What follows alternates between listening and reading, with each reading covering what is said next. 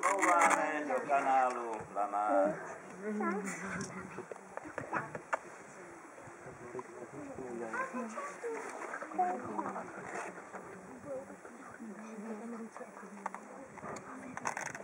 Vidíme tunel a po levé straně je starostá Havajských ostrovů.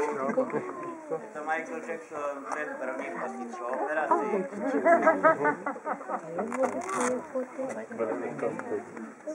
Po pravé straně Michael Jackson.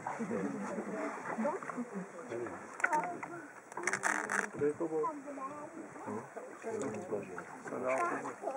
Asi hřebík.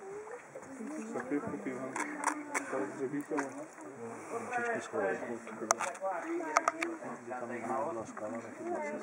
kořen tady toho smrku se potkále nahoru.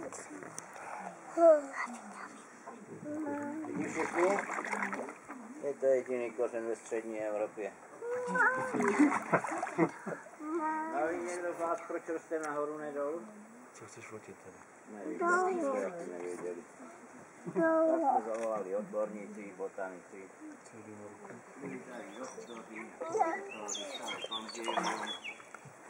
Hledali, bádali.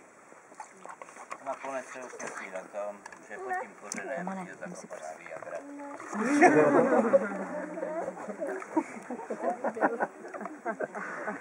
No a vpravo ďábelská chobotnice, nebo poslední český komunista v rezervaci. Komunista v rezervaci. Tamhle volají, to stromě.